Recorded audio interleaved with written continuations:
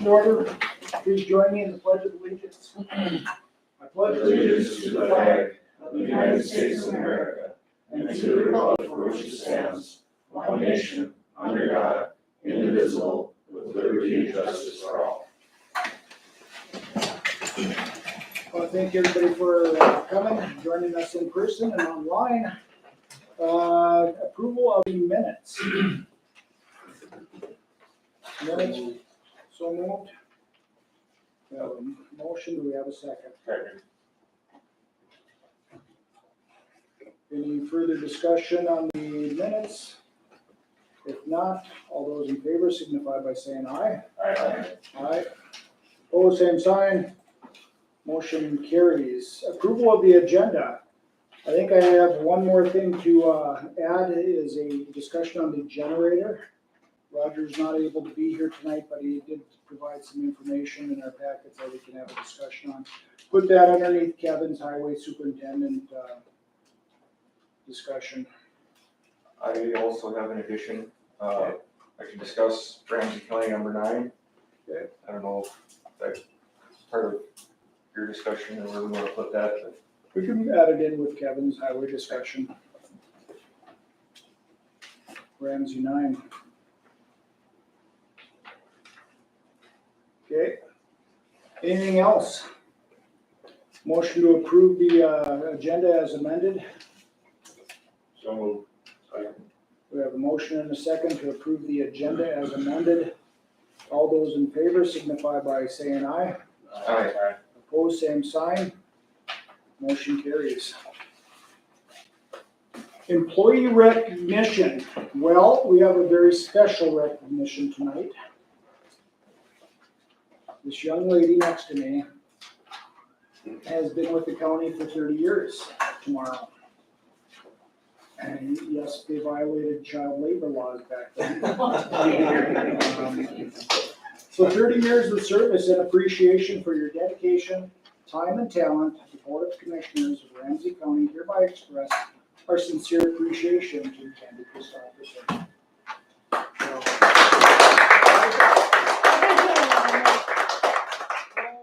We can do one of these for pictures. Yeah. And we have a Maybe we should all the commissioners behind. yeah, Excuse me. and a plaque. And I think in here is a. Okay. I'm gonna do one. And has 30 years of service. Okay, I'm done. So, You didn't get a good one. we can get a good one up here? All right. Yeah. Okay. Ryan, All right. so tree dog or wipe away tears. Congratulations. Thank you, Candy, so much for 30 years Thank you. of dedication. Thank you. I don't know where we'd be without you. And so glad you're here. Appreciate everything you do. So, I'm speechless. Doesn't happen very often, right? with that, next item on our agenda, Thank you. Crystal Duker from North Dakota Lions has some information she'd like to share with us.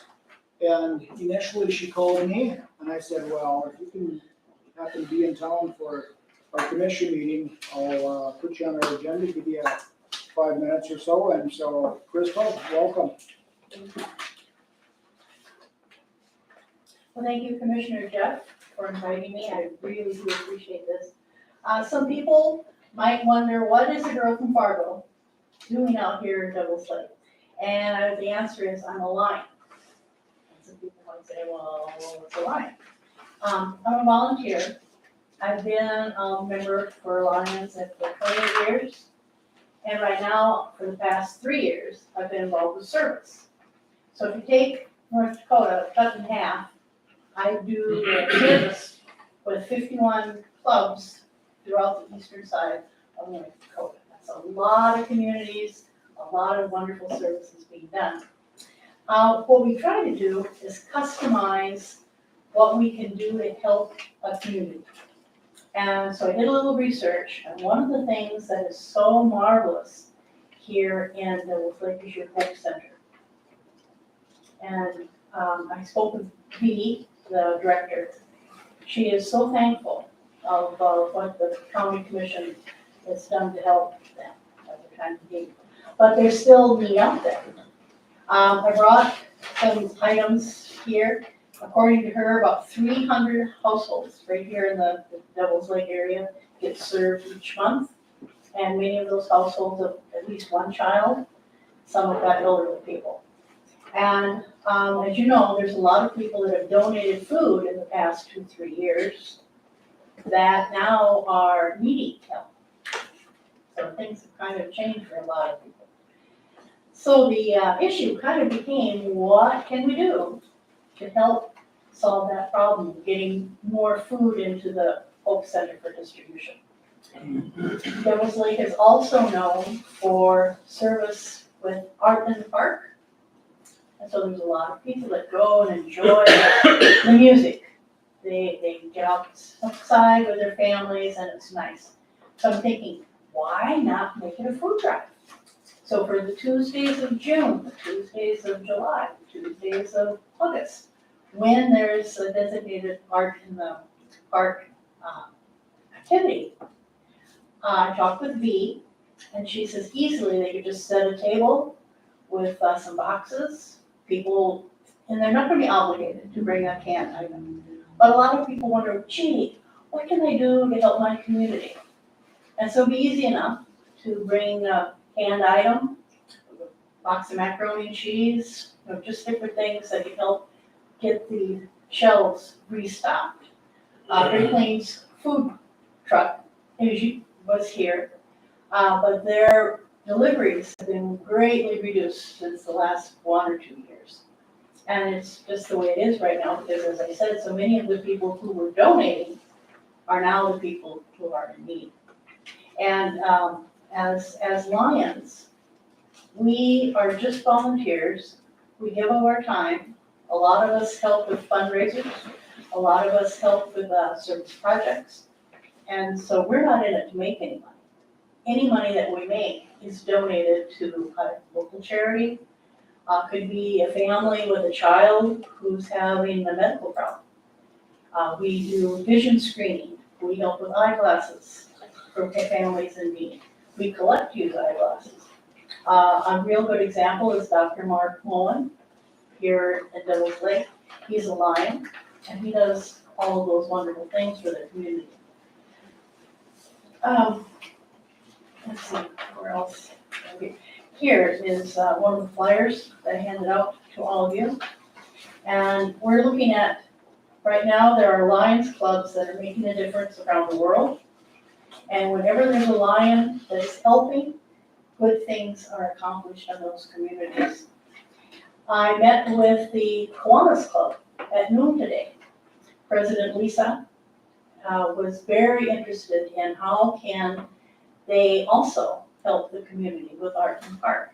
So it was a unanimous approval of being part of the food drive. Their month is August. Lions have 2 of the Tuesdays in July, after the 4th of July, and then the following Tuesday is another big activity in town.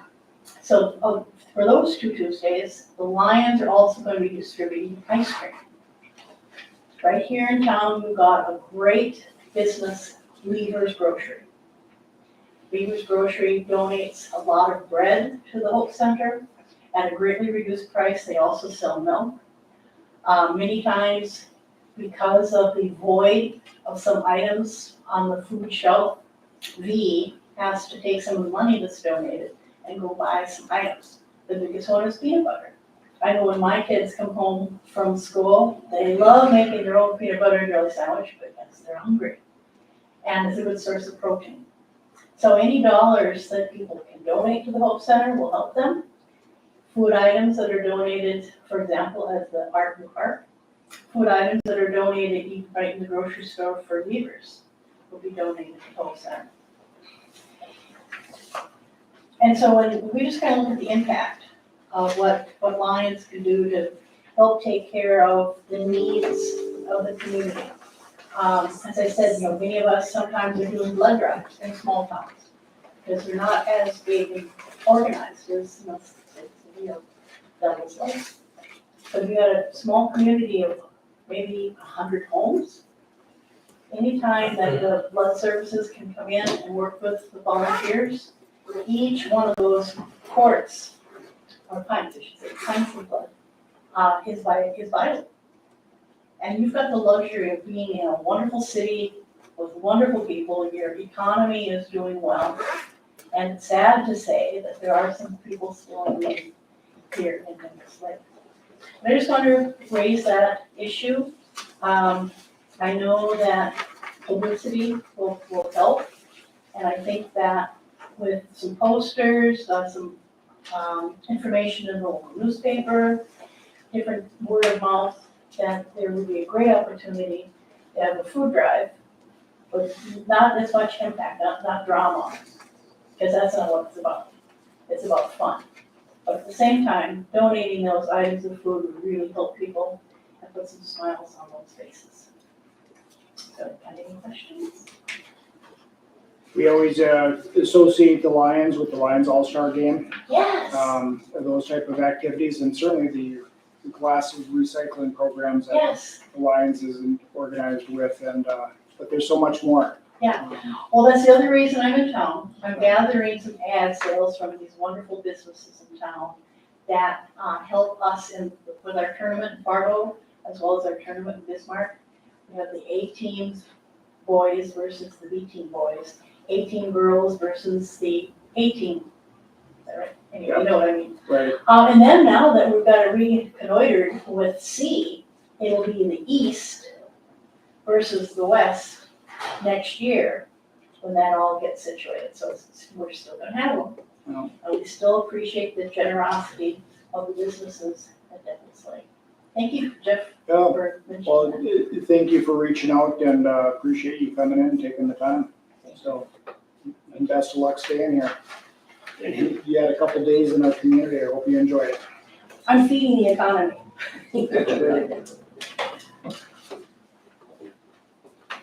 Thank you. Next up, we have Mr. Mo, Steve, ITGIS, new website.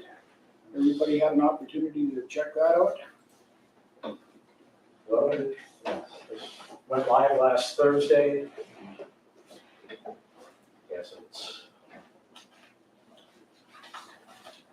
it's been updated, improved user experience, and is more mobile friendly. So like if you're on your phone, it could look something like that.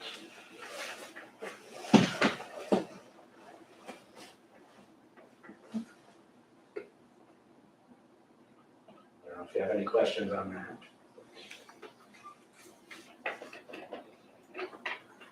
There is one other thing that I would like to propose is that we change our website address from this current co.ramsey.nd.us to just ramseycountynd.gov. I guess it's a push for many government. Well, especially because there's another Ramsey County in Minnesota. Right, yeah. So So, people want to search it, and you have to put the ND in anyway. right. It brings it up faster. What type of timeline are you looking for the change? It's, I guess currently, if you typed in ramseycountynd.gov right now, it'll go to the website. Okay, We can run both simultaneously I was thinking at least through the rest of the year, yeah, but probably switch over maybe June 1st, July 1st. so even if people type in the co.ramsey.nd.us, it would take them to Yeah, ramseycountynd.gov. it would once we switch it around, it would forward to Okay, RamseyCountyND.gov. And it just phases itself out. Yeah, and we'll, notify who I think has links to the old one. There might be some small glitches, but then if they get an error, they'll search for it again, and it'll be, I guess, much clearer on what you're clicking on versus seal.ramsey.nd.us. Like, the .govs are only available to government organizations. It's all controlled by this federal agency that there's lots of hoops to jump through to get ours. We need a motion for this, Jeff? yeah, that'd be good. I'll make a motion that we change to the Ramsey County ND.gov and run both of them until it phases out. I would second that. Okay, we have a motion and a second to go ahead and change our IP address to RamseyCountyND.gov and transition to that. So, It doesn't have to be capitalized or anything. No, it doesn't need the www either. nice. I thought it looked good. And easier to find different departments or services and different things like that, so I thought it looked pretty good, so I liked it.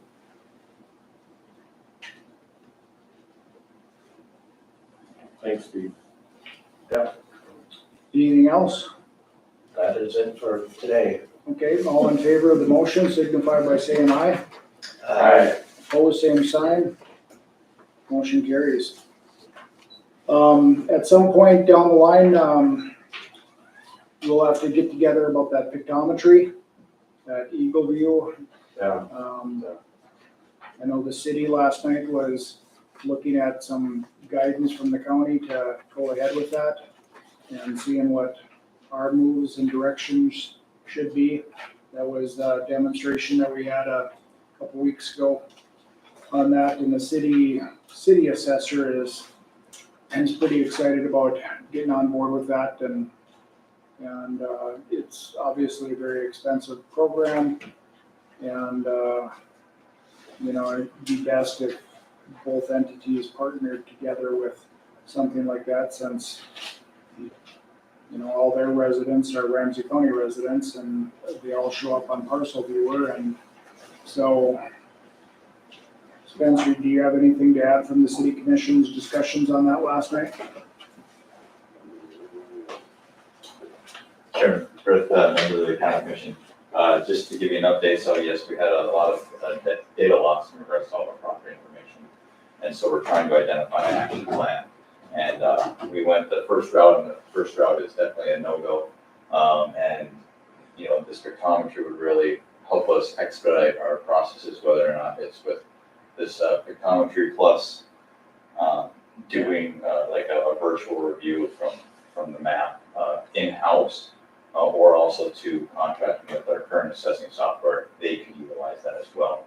And so it's all going to come down to time, money, and effort that it's going to take to rebuild that. And so certainly, I don't want to speak for the city commission, but certainly the city would be at the table to engage in a cost share of that. As you had mentioned, all city residents are Ramsey County residents, but we as an organization are in a state of need that we were not in a few months ago. So we definitely could negotiate some sort of a cost share if it is the county commissions to wish to move forward with this as well. Is that something the city is looking at starting before January? I think all timelines would be up for discussion. We really need to just figure out what our options are Right. to move forward, because timelines and costs are all going to be multifaceted when we make our decision. And so this is one of those last pieces, and once we get that information, then we'll be able to pull the trigger on direction forward.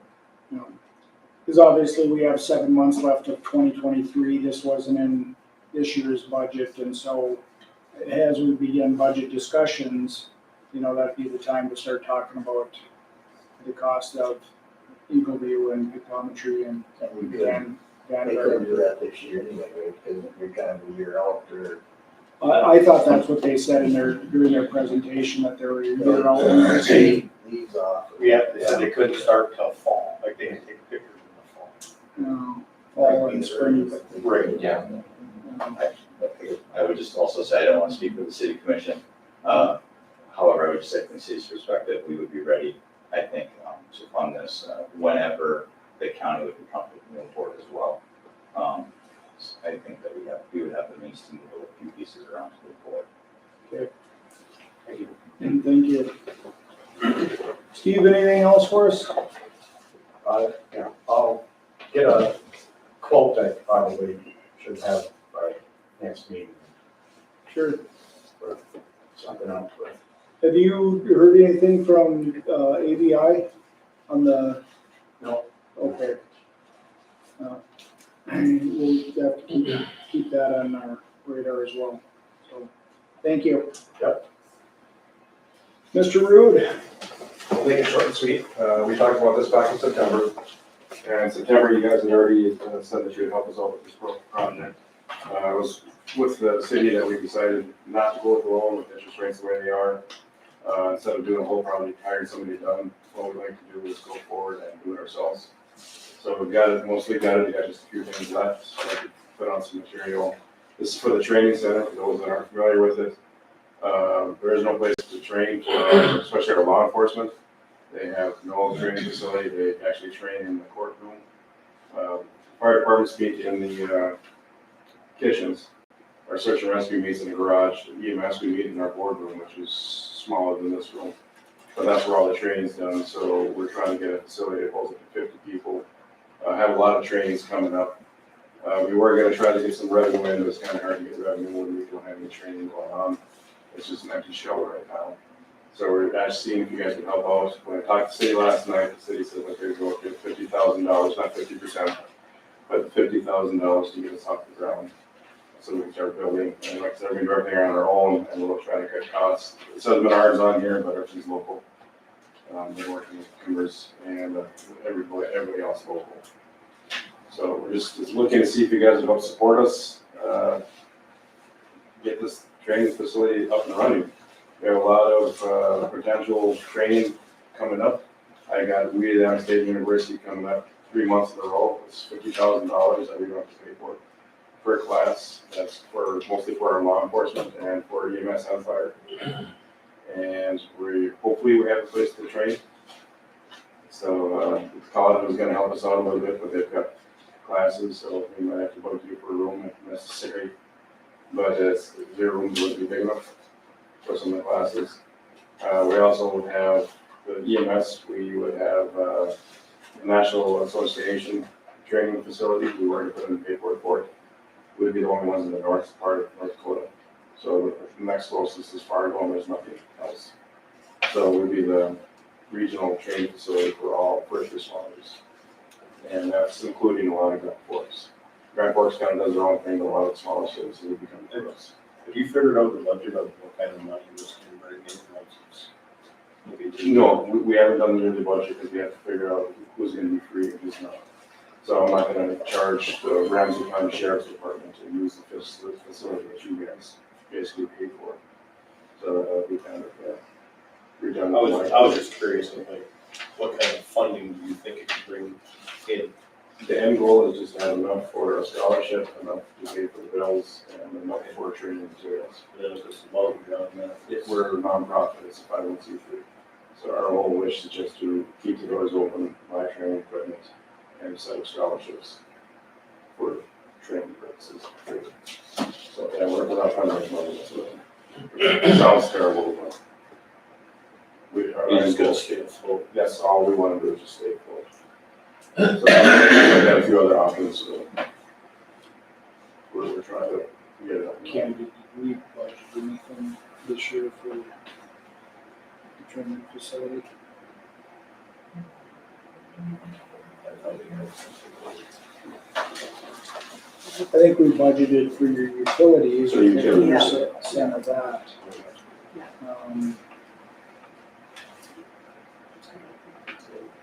But keeping it local, I could probably talk to a lot of businesses and talk to them and let them know that this is how we're gonna have to run and operate. It's gonna take us some time to do it. Well, part of the county's issue is that we don't have the flexibility that the city has in operating under a home rule charter. And so we have to budget everything and kind of stay within those departmentalized budgets. And if this wasn't included in budgets, we'd have to see if we could scrounge something out of general or something to that. And this, you probably heard this concern last night, I know I did when I was listening, was your continued revenue source. So you plan on hosting outside entities coming in for training and charging a certain amount for that, but you don't know how much you could potentially make on revenue and what it's gonna cost to operate the facility? Well, I know how much it costs to operate a facility, that's actually the impact Okay, of how much it costs to operate the facility. okay, So, what we charge for the police departments and the correctional facility is gonna be a minimum amount, which is gonna be a facility fee. And, for same with EMS, when we have a big facility fee, but when you host a regional event, like we just did here at the mental health one in the courthouse, there's a certain amount of fee that is charged for. One of the things that we would probably have to put this under would be probably the sheriff's department. I see Sheriff Lang back there. Similar to something like search and rescue or something like that, since it would, it's outside of a county entity, so to speak. We would have to tie it somehow into a county entity in order to continue with a funding mechanism type of scenario. Yeah, and he's on the board of directors as is that search rescue, so you know. Okay. So it's every first responder. Sure.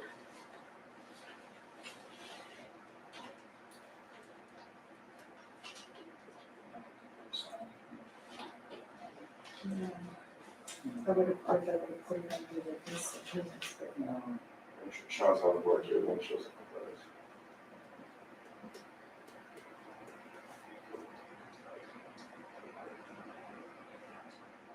So was the city's commitment contingent on the county participating?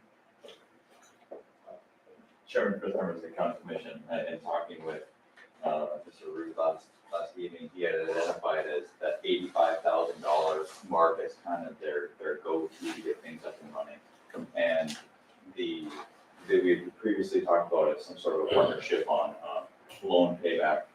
Previously, city commission said that they would, of that 85,000, be willing to commit 50,000 to this start, which leaves him with that roughly $35,000 gap, give or take, of what he feels the Joint Training Center needs to really get moving forward. And like you had mentioned, the city's a home rule charter, so we have some moves that we can make, things that are on budget, and the commission approves it, we're in the clear. And so,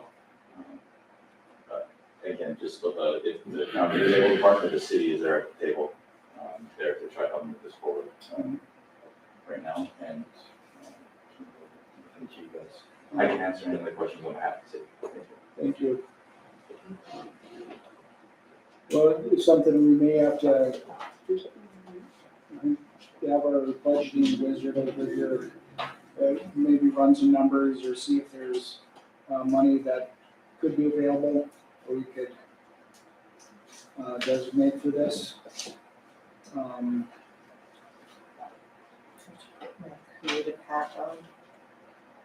And see, we want to fully support the training center. I think it's a great idea. Building may be a little small for what I think the training that's needed, but it's a free building, right? Mhm. So free is always good. So is your board meeting every month? Board meetings, we Board haven't meets every month. had it for a while. Yeah, for like quite a while, right? Every time we try to have one, somebody backs out, so we have very limited, it's not enough to make an official one.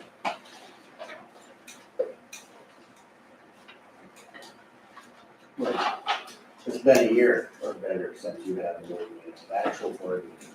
No, we just, we canceled one Friday, but before that, we did, 2 months ago. Then we had to do it by email, so we can do it by, everybody keeps, it's hard to get the same schedule together.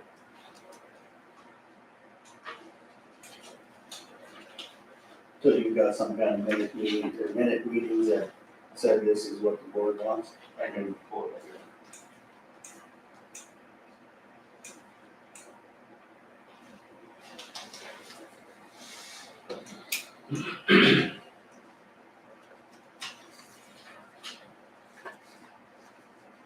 Commissioners, thoughts, wishes, motions?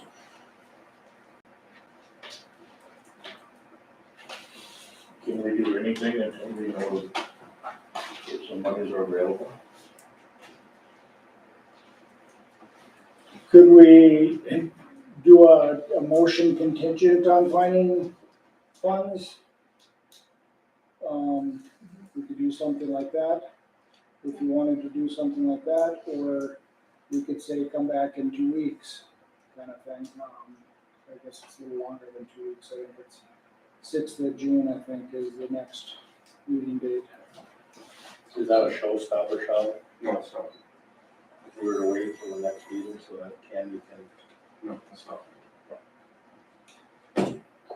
We go. Chairman Chris, I was going to push too. As the city, we would also really be open and engaging with you here in the interim to try to see if maybe there is something between the city and the county where we can work out in the interim, with the expectation at your guys' next meeting, we can propose, at least as staff for your guys' consideration, some sort of an action plan moving forward. I can work with Mr. Stoppers. Okay. Sound like a plan? Everybody on board? So, I think if that would be okay, we'll table that. We'll have Administrator Halverson work with Auditor Christopherson, and Sean, I'm sure you'll be involved in those discussions, and you'll move forward with that. Like I said, we're on board with the training facility. Just want to make sure that our I's are dotted, T's are crossed when it comes to spending taxpayer money. Yeah, I understand that. Good. Appreciate you coming in. Yeah, you guys are. Anybody else have any other questions, comments for Sean? If not, thank you. Chris was unable to attend tonight, but he did have a packet available on the crib. And what that is a Northeast Coordinated Regional Interoperable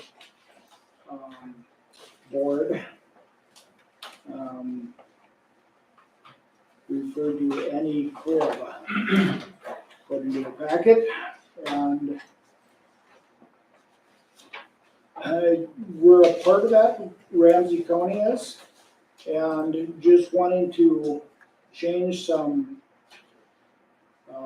board appointments in there. I think Sheriff Nelson was still listed as a contact, and Chris would like to be a alternate contact, I think. Is that what that is, Sheriff? Do you recall? No, it's removing Sheriff Nelson and Star, Okay, and adding Sheriff Lang and Sarah. okay. So, and so is that something that we as a commission appoint our representatives to?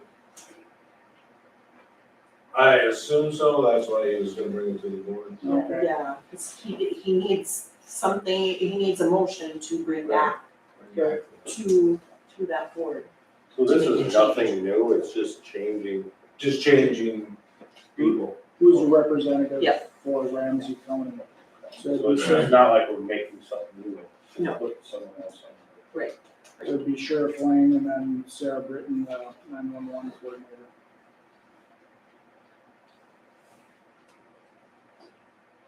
So, anybody want to make that a motion?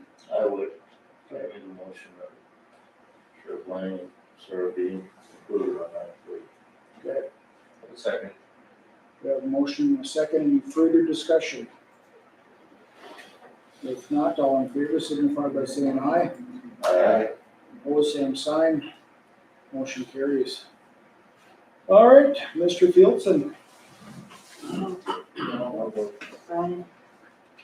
CAD system. Oh, I can wait.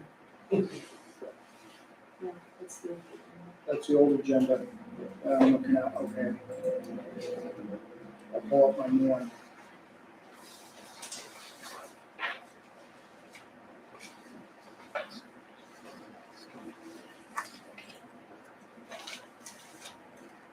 Ready when you are, Sheriff Lang. Hi, the CAD system, we are going to be entering into the phase of training our employees on how to utilize it. We got the setup pretty much all done. I had a meeting with them here about a week ago, so we got most of that finalized. There's a couple things that we were informed that we're gonna need in order for the CAD system for us to keep moving forward. We are gonna have a Wi-Fi or hotspot in our mobiles, so the CAD system could run to its full capacity, so it can run the GPS portion of it. So I went and reached out to FirstNet and looked at what they had for hotspots and seen what other law enforcement is used in the state. They shot me one that's called the Franklin A50. They're like 99 cents a piece. What they told me is they work good for personal, but if you're gonna try to use them in the car and you're on the move, you're gonna keep dropping your internet and you're gonna lose your GPS. He said, the Nighthawk M60 Pro is a hotspot and Wi-Fi option. And this is the one that most law enforcement agencies are using. You mount them in the car, they're hardwired in, and you plug directly into the computer. But they are $349.99 a piece. There's only 9 of them. And it'll be $3,149.91. With that will come an additional cost to our bill of $331.20 a month. As of right now, I don't got this money budgeted into my budget to purchase the Nighthawks, because that's where we prefer to go. But I think my budget to the end of the year can handle the increase in the monthly payment of the $331 a month. So I guess what I'm looking for is get board approval to order the Nighthawk M60 Pros, so our CAD system can run to its potential.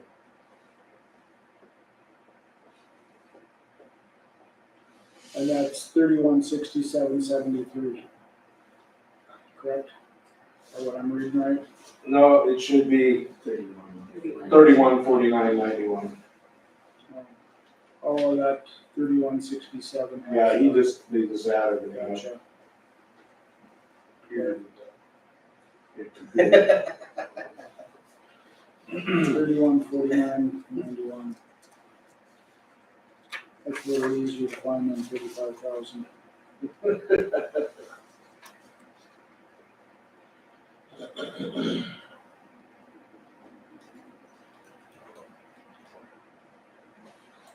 Is that something we could take out of that, ARPA money that the county has set aside? We could do that. So this system works when you get to dead spots and. Well, FirstNet is supposed to be putting up more towers, and that's kind of the agreement with the cyber program, and we're seeing better coverage now. We may have to look at getting a booster when we get a little bit further north. but the boosters ain't very much. But we're hoping by the time this gets kicked in, the progress of a couple towers should be up and our coverage should be a lot better.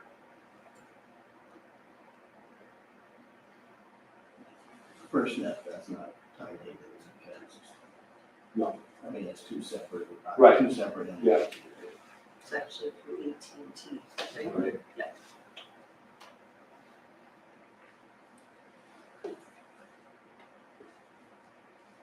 So we could use some of that money for this.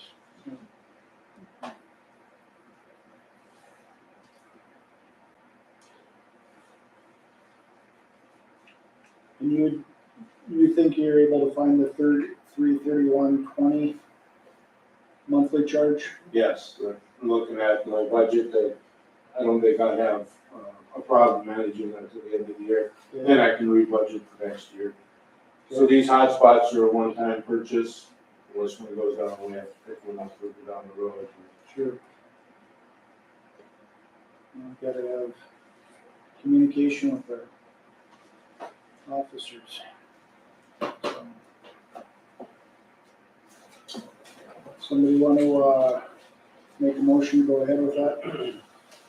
Or somebody, you guys have questions regarding for sure flying?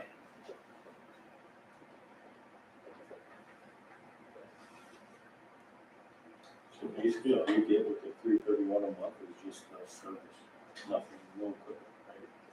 It's a, 331, it's just a service. And that's for all 9 vehicles, correct? Yes.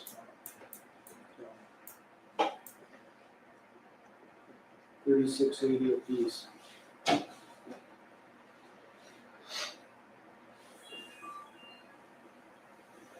Okay, I'll make the motion that we buy a nine and 6 Pro. I'll second that one. okay. We have a motion and a second to go ahead and allow Sheriff Lang to purchase the Nighthawk M6 Pros. And, further discussion.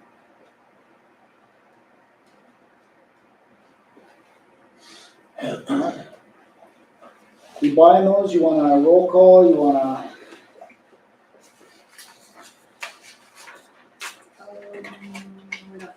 We're not paying for them, we're just going ahead and Yep. ordering them. Yeah. We'll do a roll call later, so. All those in favor signify by saying aye. Aye. Opposed, same sign. Motion carries. And I think you have some other stuff for us, maybe? Yes. Okay. We when we reevaluated the body armor and our carriers, we put out a notice to a company to give us an estimate of what we would need. We got 3 vests right now that are expired that need to be replaced. Need to get them out of service as fast as I can. So that includes 3 vests with 3 external carriers, which would have some pouches to go with them, so they can carry some of the equipment on them instead on their belts, which is better for their health and their body, by all means. But we just went beyond that. We looked at some of the carriers that the guys got the vest panels in, and we probably got 1, maybe 2 that are still in good shape, that are not stretched out. Guys are constantly adjusting their vests are sliding now and not where they're supposed to be. So I included carriers and some of the pouches to go with it. But the 3 vests that we picked out to be ordered, just the vests by themselves, the panels, and the 2 carriers with the pouches are right around 5,000 something for 3 of them. So they're quite spendy. By getting all of this and getting them into place and everybody kind of being updated, I can go to a rotation, start maybe not next year, but the year after, replacing 2 or 3 of them. And that should keep us within that year span that they are actually, or their lifespan, I should say. So we wouldn't run into these issues where we got expired stuff out on the road. Oh, what is the life? Depending on the vest, most of them are 5 years.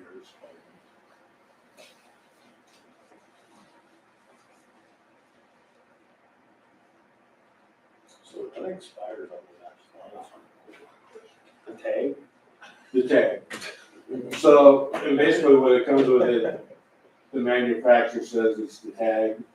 So, but if somebody were to get shot and it failed and expired, we're liable because we didn't give them updated equipment. That's the standard that he's been set. I'm guessing it's UV breakdown with the Kevlar and stuff. Well, in that, then you know, on hot days, you're sweating, you know, you can try to clean them up, but eventually they break down. So the vest is a one size fits all? No, we measure each other, and the vest is created by the measurements. Nice thing about this company, with the exterior carriers, if we go through them, we'll have the measurements, we could just send them the measurements, they cut the vest the same way, it'll fit right into these carriers. So you're not buying a different carrier every time you buy a different vest. So if you get a new deputy, do you have to order new vests then?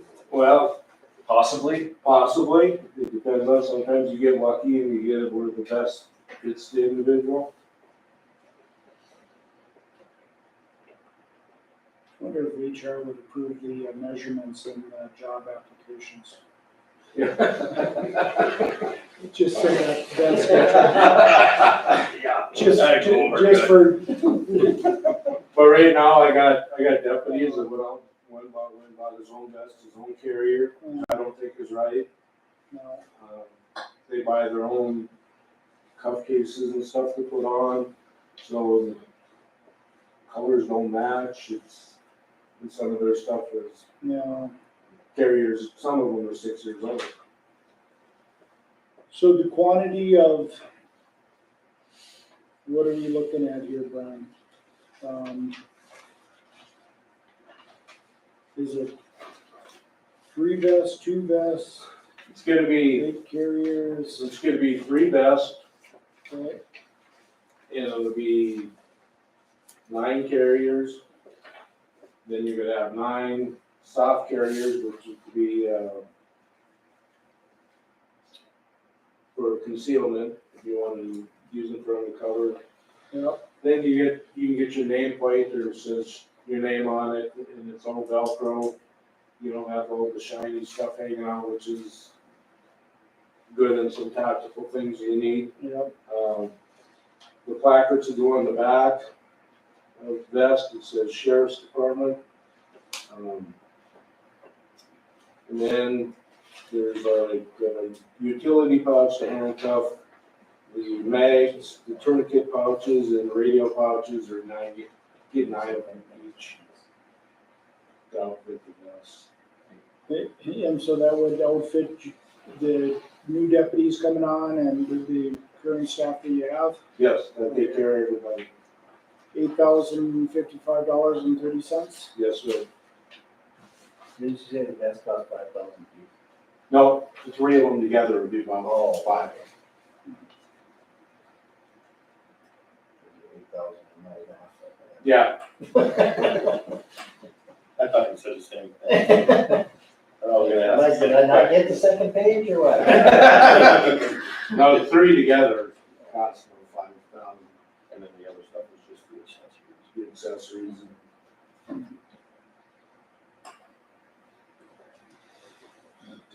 Okay. And is this something that probably wasn't budgeted? No, it's not. Okay. Probably have to take this out of some ARPA funds too. Yes. How's the math working over there? She wrote with I'm, pencil I'm, and I'm he breaking said- lead, I'm breaking lead, I'm writing a little heavy.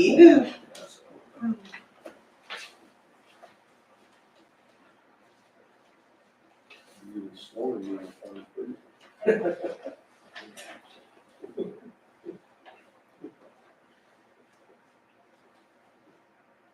So we need a motion to go ahead and approve the purchase of the listed vests for a total of $8,055. This will get us out of non-compliant. Yes. I'll make the motion to Okay. spend $8,055, 30 cents to get us out of non-compliant. I'll second that. Motion and a second to go ahead and order the vest requested using the county's ARPA dollars. Any further discussion? Further discussion?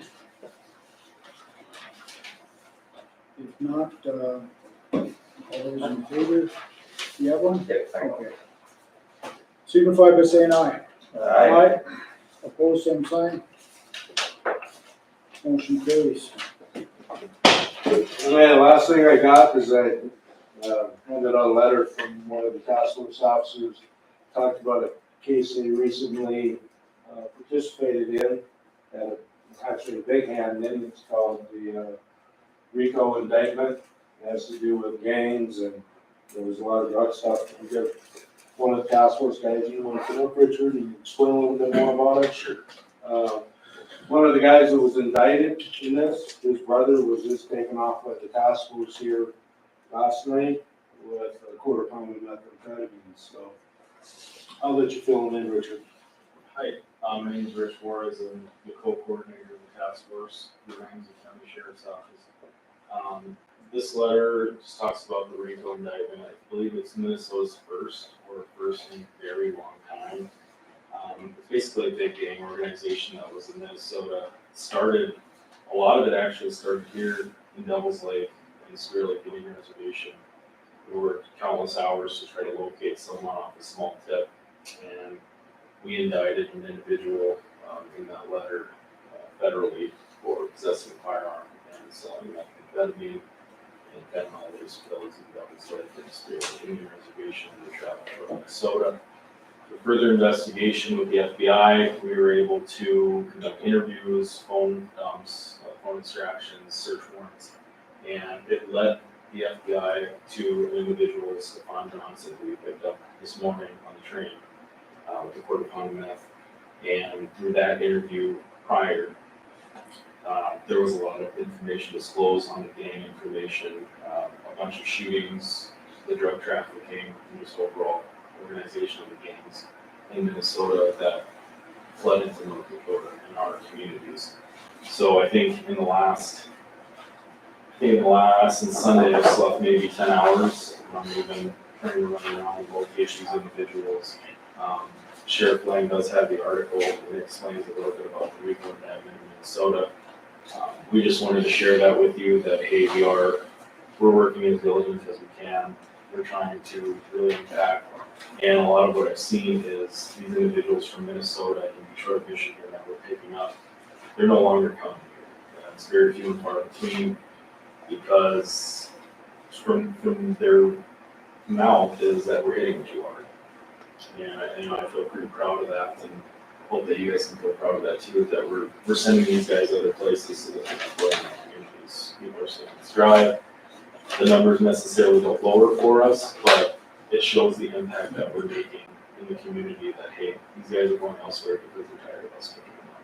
So, just wanted to share that with you guys. Wow. Thank you. Thank you. Can't thank you enough for the work that you and your team members do and keeping our community safe. So, some eye-popping numbers for the drugs and the violent nature of some of the criminals that you're picking up. So, appreciate you guys' hard work. Yeah, thank you. We appreciate your support. Yeah. very easy to support something like that. So, thank you.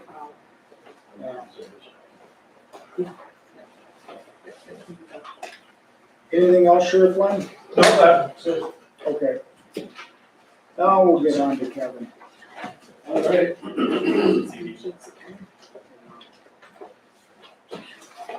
Well, after I rolled this up, I realized I could wait until next meeting for that first one, but we got another invoice from the DOT for inspecting the bridges. And we won't pay it until the next meeting, but there's a signature page on there asking where we got our local match from that requires a signature from the auditor and the chairman, so. Looking for a motion to have the auditor and the chairman sign that signature page. I would so move. Second.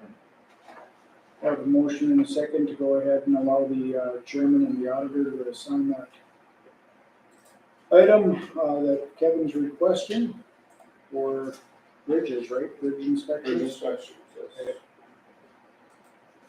All in favor signify by saying aye. Aye. Opposed, same sign. Motion carries. And there's a spot on Turnback 17 just west of Starkweather that washed out last summer and washed out again this summer. There's two 36-inch culverts there, so I think we're just gonna put new ones in there to eliminate the problem. And they're gonna cost $10,183. Just entertain the motion to go ahead and order them. I have it in my budget.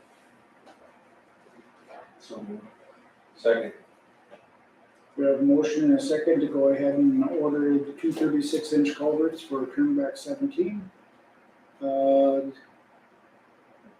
cost $10,183 a piece or together? Both, all the whole batch is that. Okay. Any further discussion or questions? is that something that could be fixed so it doesn't happen again? Well, the new culverts will, yeah. That'll fix the washout? Well, yeah.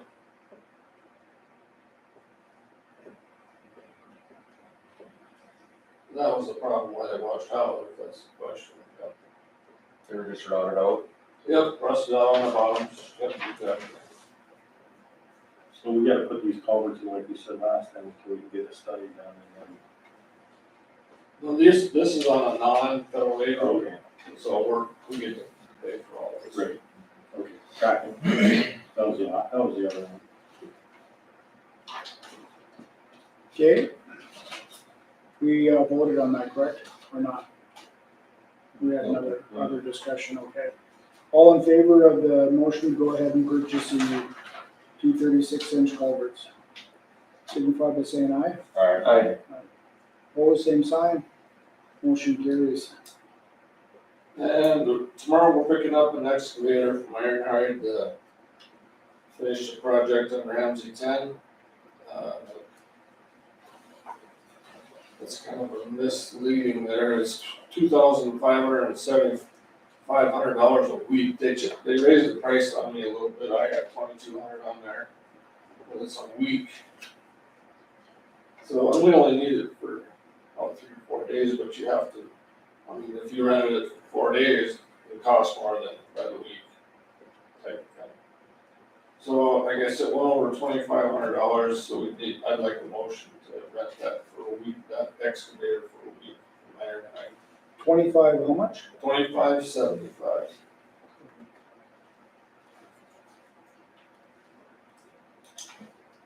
I would so move. Okay, Second. we have a motion and a second to go ahead and, I'm looking at my agenda and it's changing before my eyes. Kevin, so keep typing, Lee. $25.75 per month for Ironhide. Any further discussion? Questions? We did check with other vendors and they're either not available or have to get to that much more. Okay. All those in favor signify by saying aye. Aye. Opposed, same sign. Motion carries. Our steam cleaner quit working. It's about 15 years old, so we can't find parts for it, and we're looking at new ones to buy. Locally, maybe be Grand Forks, because we can't get one from that, or we haven't checked out all the implement dealers yet, but it's gonna be between 3,500 and 5,500, just so you're aware. I mean, we haven't ordered or settled on what we want yet, but we're in the process of looking for a new steam cleaner. Here for the shop. So that's quit working, not quick. Man, that was a good typing move like that, wasn't it? That's understandable. Friday after 5. Yeah, it's like. I did have one more thing, I did a quick figure on what we should be getting back for our early season snow disaster. You know, the first, October, November, December. And for the counties and the townships combined, we should get about $65,725 to be divvied out amongst the county and the townships. And that's all based on how much actual dollars you spent, so 65. 65,725. Now, our full season, like from October to end of April, if there's anything left over for that, we were way over the 150% guideline, and including the townships, they were way over the 150%, so whatever money is left over for that second phase of that snow disaster, we should do well there too. And we don't know that number for quite some time. Sure. Thank you, appreciate that. Oh, Okay, yeah. Ramsey 9. Been getting some calls, school bus driver, farmers, they're claiming it's impassable. I just got off the phone with the guy as I pulled up here. Said even in the tractor, pulling the drill, he can go 15 miles an hour and that's about it. Said been getting flat tires, and I haven't been up there. I was gonna drive up there after the meeting tonight and just see what it looks like. I said I haven't been on it since it's probably been at least a month since I've been on that road. But he said it's down to the old pavement in places, and when they ground all that off. Like I said, I haven't been up there, but It does get black, that's not the pavement, but it's the black color from the pavement. yeah, there's the clay coming through. And it's actually the color of the tar. When we ground it up, we put about, not much gravel on top of it as we ground it. In a lot of places, if there was a big, thick mixture of asphalt, it can stay black even then. So it's more of a black colored gravel. I mean, So, but yeah, I know, I see what they're saying, but the rough part is out there. Yeah, I said it said the whole thing is just washboarded. You can't, your tail end starts sliding out on you when you're going down the road there. A couple people are afraid there's gonna be accidents, so I said, I haven't been up there to see what it's like firsthand, but.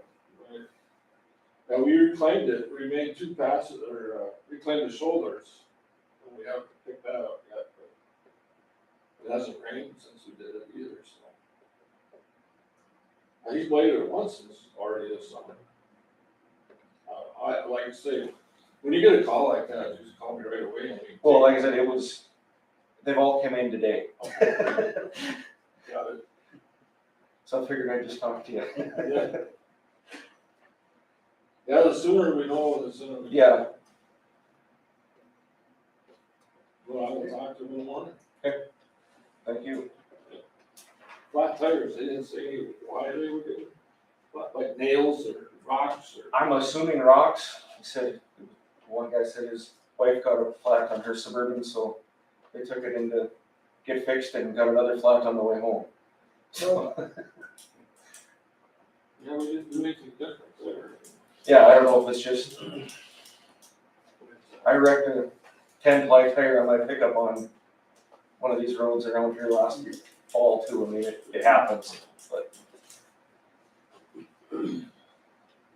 Okay. Anything else? Kevin? Paul? Nothing for me. Anybody from the commissioners for Kevin? All right, appreciate you coming in. Thank you. Generator discussion, so Roger had, talked to MDU, and it did sound like natural gas was gonna be, an option. That it was, service would be required to take natural gas service under an interruptible rate, 71. Please take this into consideration as you move forward with your generator design. And this was, from MDU, I believe. My question is, I don't know a whole lot about natural gas, so is that something that could be stored in a tank? No? I know out at Summers, when we put in our big new paint ovens a few years back, we had to do a similar schedule, and we had to put in a big propane bullet tank and a vaporizer to have propane backup, just in case they ever controlled us. It's happened once in the 12 years Okay. since we put it in, but it is a thing. So, a tank and a vaporizer would be required for that. That's what I know of it anyway. So it's certainly something that could potentially add to the cost. I was just looking at something that would be more, reliable than a diesel. It seems like diesel is either going bad or moldy or, water issues in the tank or other issues like that. Especially if you don't run them all the time, it'd be different if the generator's running all the time and you're burning through the fuel, but when you're not doing that, the diesel that needs to get sucked out and recycled and new stuff purchased and put in, so it was just and it stinks. Just an option I always thought would be a good idea since MDU runs through the community so readily, so, but maybe something that the generator people can give us a recommendation on. So that's all I have on the generator. Or what does it take to get to the 70, right? A larger pipe? I mean, is MBU that small that we can't supply a town? Well, if Yeah, you're coming off a regular line, I guess so we gotta put a different line in to get the 71 rate. How that goes more on. I mean, do We they can't understand? control the generator, how are we controlling Walmart and some of these other places? We're gonna have to slow them sooner or later if we keep that onto the town, so. Beings, it's an emergency generator for the emergency. for essential services. Yeah. Is there a loophole? Oh, right, I see what you're saying. Yeah, but this is You know, critical somebody- service. that- somebody trenched hole through their line across the street, now we don't have gas, so I wonder if that's not part of it, is they're not in control of. I don't know, but that's what I thought of, People is somebody not hits a calling- line, because it happens quite often. Calling 811 before they did. But that's something we can, as we get further down the line, have that discussion with MDU and see if that can't be something that can either be solved and meet those expectations, or we'll have to stick with the old reliable diesel. Unfinished business, we have a library board appointment. She would like that table Okay, until the next meeting. that's easy enough done. Yes. She, Maddie, put, like a little thing on their, Facebook page. Yep. And she has gotten, interest, so she would like to, see what the next couple of weeks. I saw that under our new website too. Yep. So, Yep. It is. So, So, good. All right, we'll table that. New business. Discussion on tax payroll program. Buckle in.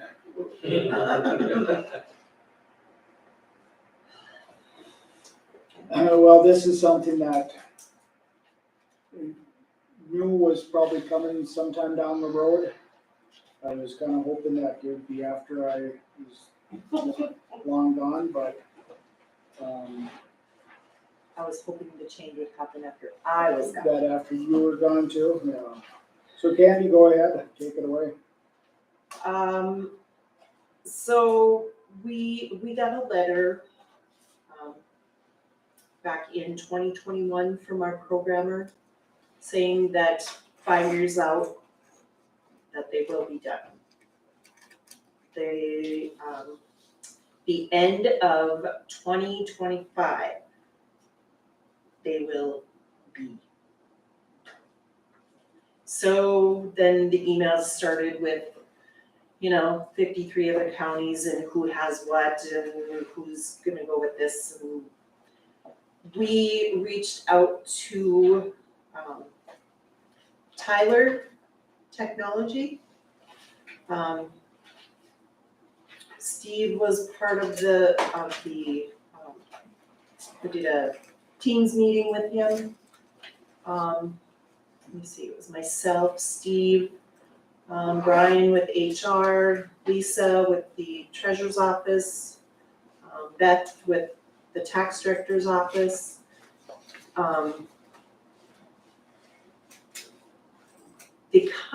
What I got out of it is that they will make it how we want it. Like everything that they have to offer is not gonna be, we're not just gonna get this package or this package. Like we can eliminate things that that we're not gonna use or we've never used. I did find out today that Lisa had been looking for like a different company to go with like credit card payments. And Tyler Technology does that. So, the other thing that Ron, that's Ron, his name, had mentioned was that he works very closely with Vanguard. Yeah. Right now they've got about 20 other counties.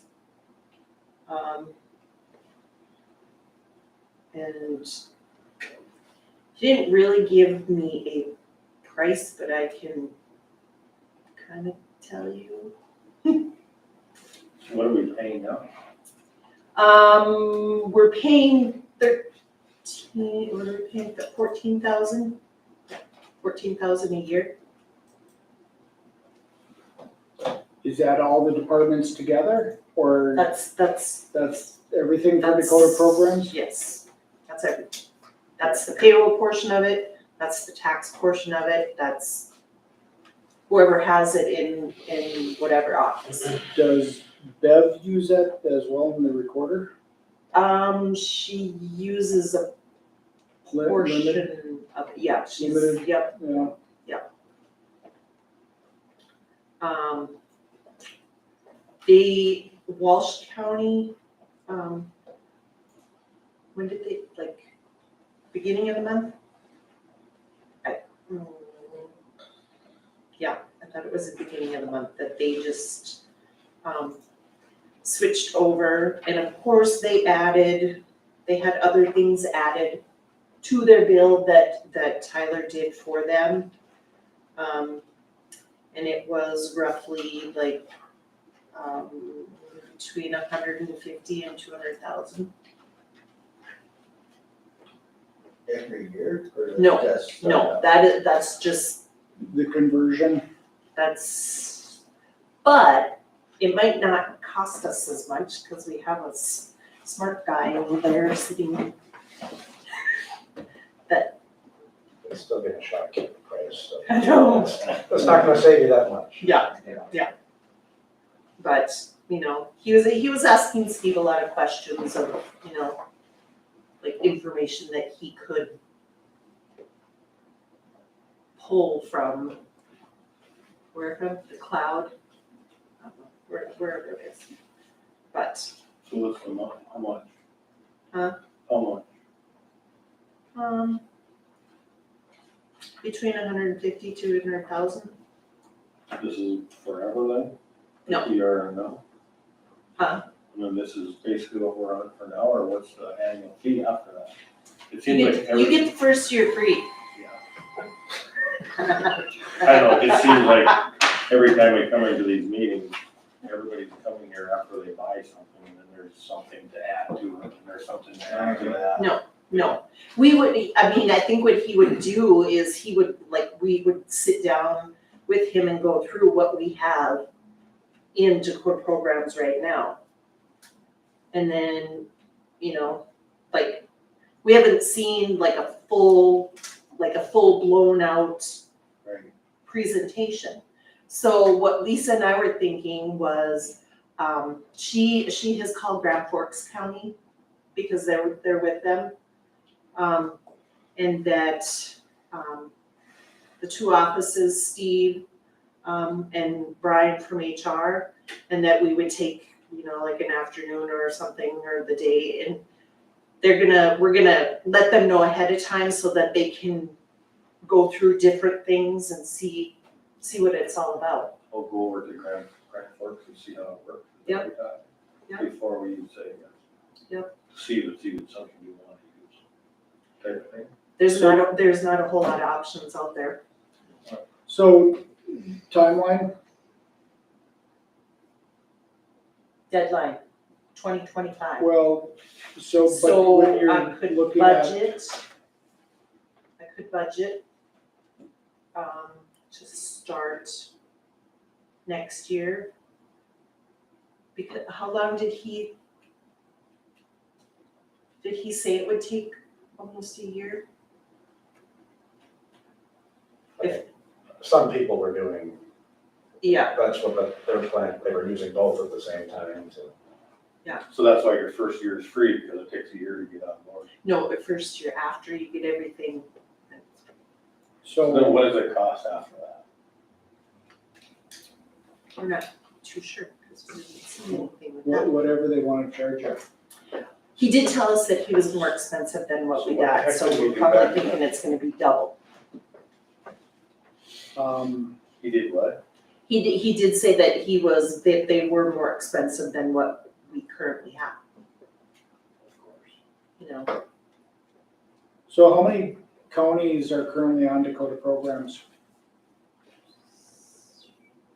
Is there 16 left? And are they all going to Tyler Technologies? So Tyler Technologies could be very busy. Yes. They've been planning for it. Well, like I said, once the email started, and then, you know, he even said in his presentation that, you know, that they're gonna, you know, Especially because the company we're with said 5 years ago. That's why some people probably jumped on board sooner than later. Do you have an early bird special to commit to them and get 50% off? yeah, I hope, I wish. Yeah, Did Kelly have any recommendations of a company? Has he worked with Tyler converting their data over? Walsh County. Yeah. Walsh County was. Kelly say that they're, Probably He didn't say. Control it. Really give too much feedback. That sounds like, anyway, you can't get credit card, can't get. We have a separate official payments, is that what it is? It's on the, it's a separate website Yeah. that takes you to from our portal. Yeah. So, And this does work with Vanguard, which is what Beth uses. Yeah.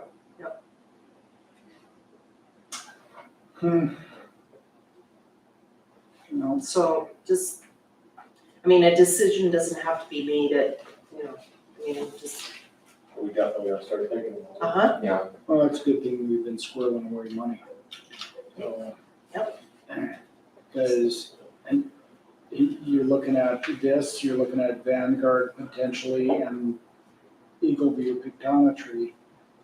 Three major software enhancements within the next year. I was doing some figuring just on the not the Vanguard, but the photometry. Question I wanted to ask him, what has he seen in the past? Like, once you do that, how much increase has it created? Then Mm, Because Revenue. people aren't giving you an honest assessment. It was a question I wanted to ask him, and I forgot. You know, how many people put on decks or have a garage and never percentage, but it was like 10 years, 12 years. Well, that can't get in every house every year. Well, it's something that, you know, they could maybe email them that question and get an answer. But once you do that, right, you're locked in for a couple of years, you gotta hire them again, right? You know, well, it gets as often as Is often you want as to. like, right. he recommended it. This first one is 1 year you do it, and then you come back the third year and do it again, right? Is that what That's the way I understood it, and then after that, then you gotta rehire. Right, so so you go a year without, and you rehire them again, and that 168,000, that's not gonna be. well, let's cross that bridge when we come to it and stay on this tax software, this payroll stuff, But I will, I'll get more information. And then, like I said, we're gonna plan like an afternoon. Yeah. Close the office, go to back work. At least then you have an idea of what you're getting into. Mm-hmm. test drive. Maybe you stay active so you don't retire.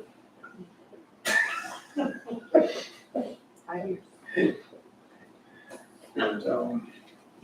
So they, I mean, they were more than willing to, come and do, I mean, show us different things, so. All right. Okay. All right, Thanks, Candy. Yes, thank you.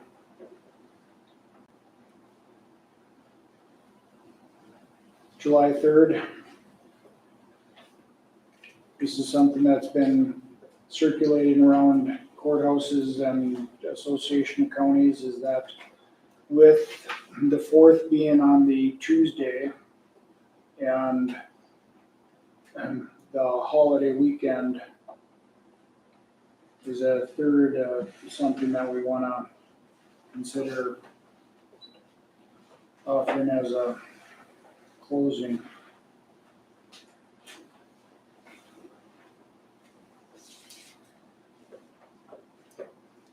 Or just let people, if they want a vacation, take a vacation, or,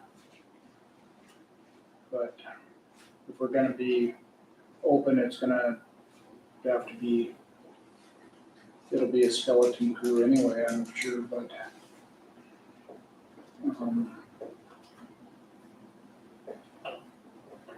you got a lot of requests, Kevin, for, I have not. not yet, not, They'll just take vacation. yeah.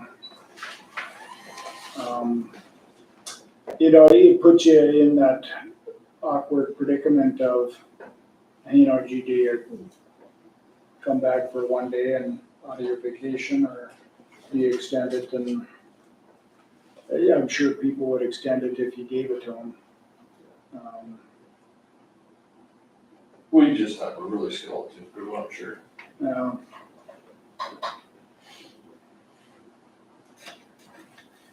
Thoughts, questions? I know when I worked in extension, I always thought that kind of a day was really non-productive. Non-productive? Very little business done. So if it goes down for that day, is that considered then a paid holiday then, or are we just closed and you have to take vacation if you wanted it paid, or how does, I'm not clear how that works. And if we closed it, it would be a paid holiday. For the one time. For the one time. Yeah. The other thing I would say with that is, how many, employees really fret about losing vacation that they didn't use? I probably got 5 right now, but that's all due to the snow removal. Right.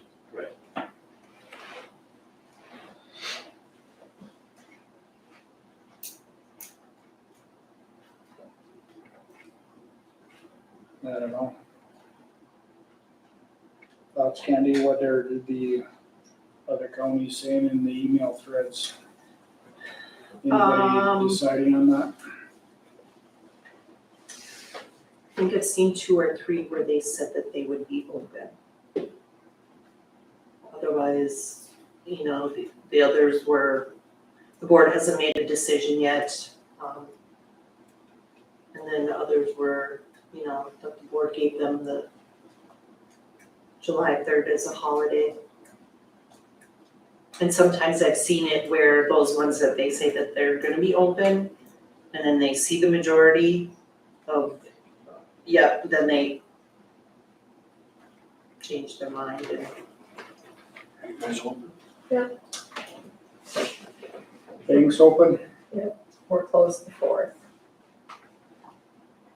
It always puts that, you know, it's an awkward holiday and, you know, I get the importance of the 4th of July and keeping with traditions, but sometimes the first Friday of the July or, you know, the first Monday of July or something like that would, but. I guess we're in the same situation, we're open on the third also. We always look at it, you take one day and get 4 days, right? Yeah, I don't know, I'm torn both ways. You know, You like to take care of the employees, but on the same token, if you got, I don't know what you guys are getting for vacation. But then are people just taking it at the end of the year and all of a sudden you're stuck with a skeleton crew anyway? Because now we got a whole bunch of people, you got a whole bunch of employees that, like Candy, 30 years, you're probably maxed out. she doesn't get I it don't get vacation. as an elected official. Oh, yeah, that's for sure. But our other The other long-term ones, you know, employees, you know what I mean? Yes, So how- absolutely. no, Every But year. you've gotta figure it out, like, you know, how many hours and, I mean, you spread it out over the right. course of the year. Because Kevin, you're at that similar type of time frame. Would you get 16 hours a month accrued? And I'm sure it, 240. I think 240 is the maximum carryover. Adds up in a hurry when you don't take time off.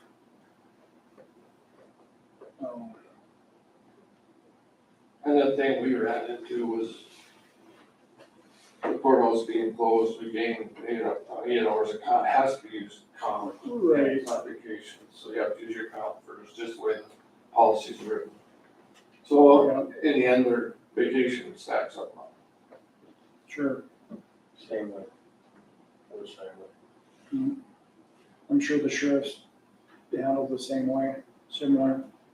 Yeah. So, But then too, it all depends where, you know, the longevity of employees in your department too. Yeah. Yeah, usually the ones that are maxed out are the long-term, 16 hours a month folks. and since the 4th is on that Tuesday, is our meeting Thursday. Thursday the 6th? Not Wednesday the 5th, but Thursday the 6th. I want the day off too.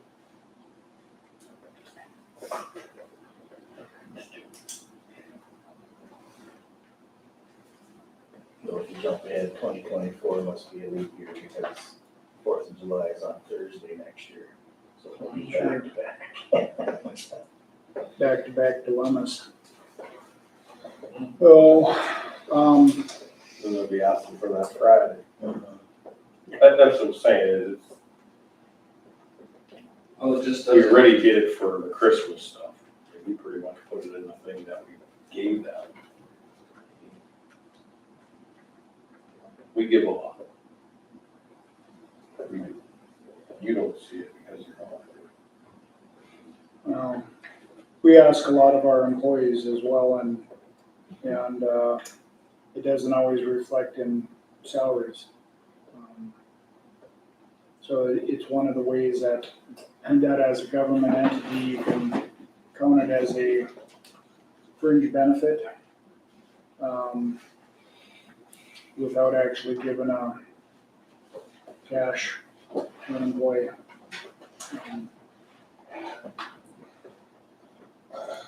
So,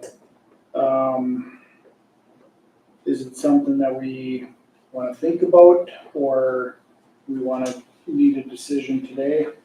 I suppose the 6th gets starting to be close to holidays, and 6th of June. No, I guess what I do at my shop is I give the day off and stuff like that. Yeah, Because typically, it's pretty slow anyway. I mean, yeah.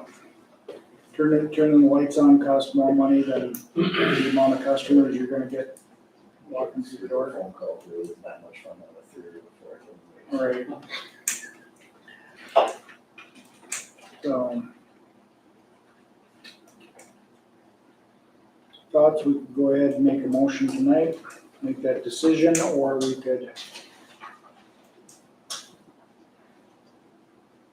Well, I guess if we end up with still a skeleton crew in December, then that's the way it is. I'll make the motion to close on the 3rd, just so. Okay. We have a motion, do we have a second? I'll second. Technically, we probably should have done that before we had the discussion on it, but I always get that parliamentary part of everything wrong. We discuss things before we make a motion to. But anyway, we have a motion and a second to go ahead and have the 3rd of July as a holiday. We close on that day, as well as the 4th. And any further discussion, questions?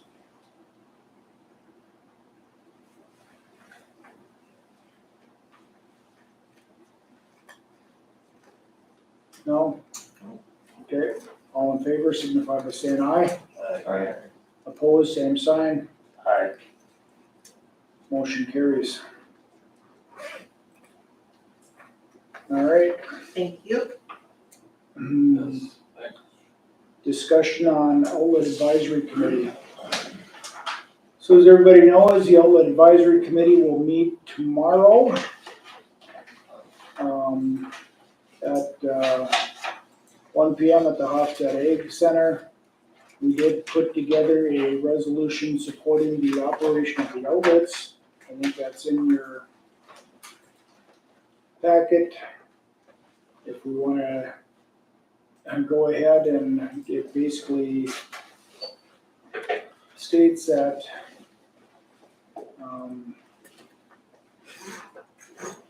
now therefore be it resolved, the Ramsey County Board of Commissioners fully supports the efforts to remove excess water from Devil's Lake via the state-run west end and east end outlets. Devil's Lake Basin Joint Water Resource Board fully supports. And the outlets, maybe that should be Ramsey County Commission fully supports. Could probably change that.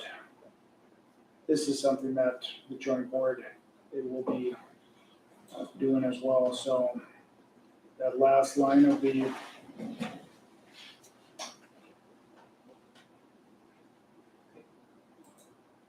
so maybe we can change that to Ramsey County Commission fully supports the state-run outlets operating at full capacity for the 2023 operations season. Dated this day, 16th of May. we'll make that change. Would that be something for discussion? Do we wanna change it in any regards?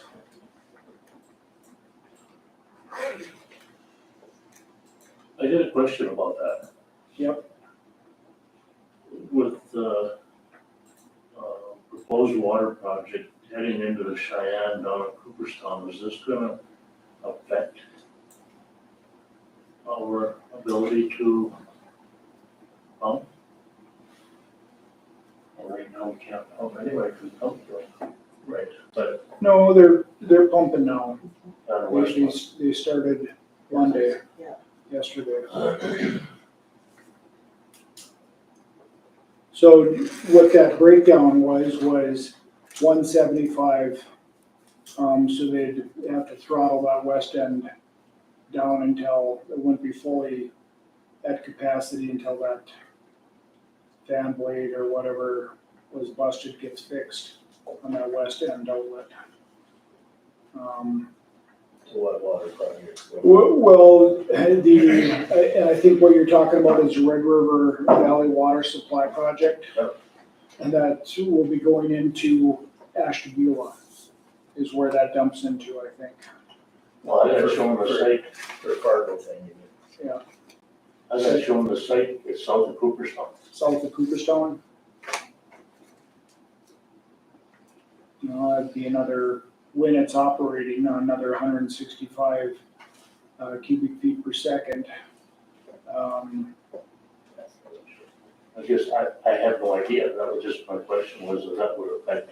Whether or not when it runs. Yeah. So both the east end can't run, and that's the west end run? Correct. And it's for the blending of the water quality to stay within the 750 parts per million above. Even during the spring, when water's pretty clean? I would, They still hold that, the same standard? they still hold it at the same standards. And that's something that we could maybe argue about at the outlet advisory committee. No, I'm just asking if it's. Well, it's the parameters that the Department of Water Quality places upon that threshold. And it's all about blending east with west and what's currently in the Cheyenne. You would think that, given the amount of water that's currently in the Cheyenne, although I think the CFS I think Cooperstown is still above flood stage currently. So kind of surprised that they actually turned outlets on, albeit a trickle. But, and by the time it gets to Cheyenne or gets to Cooperstown, that number will be dissipated and below that threshold, I'm guessing, is why they turned on that west end outlet at the capacity they did. But So you need a motion for this, or? they need a motion to go ahead and support the resolution supporting the outlets to be run at capacity for the operational season of 2023. Okay. We have a motion. Do we have a second? I'll second. I got a question. Okay. So in that meeting that we were in Churches Ferry, there was discussion about the governor can't declare an emergency or whatever on his own, and some technicality.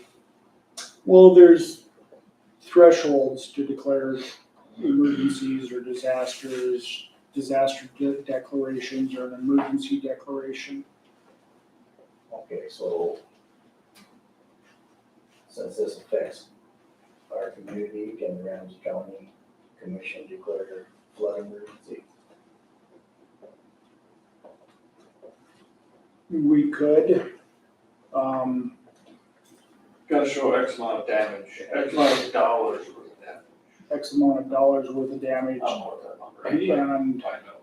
usually what those numbers are is indicating that it's exceeded the public threshold. Threshold for local emergency dollars. And that it's affected public infrastructure.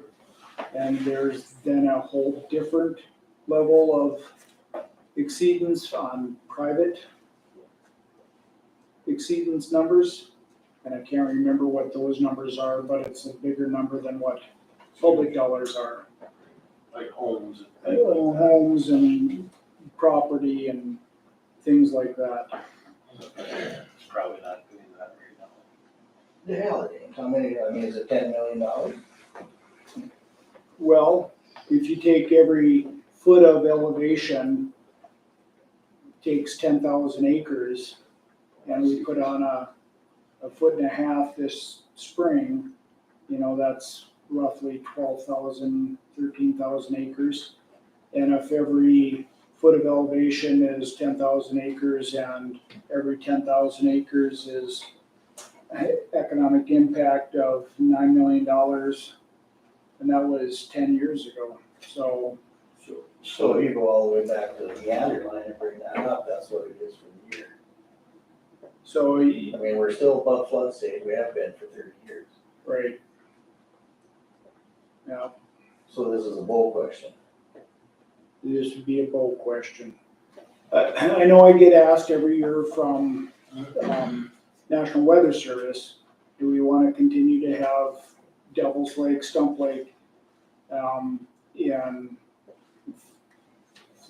high flood categories on their website? And I said, yes, we're still within a flood disaster in our opinions, or maybe just my opinion, but I would hope that it's other people's opinions that, hey, you know, if we were in a disaster at a 46 elevation or a 26 elevation, 28 elevation, and why wouldn't we still be in a disaster emergency declaration?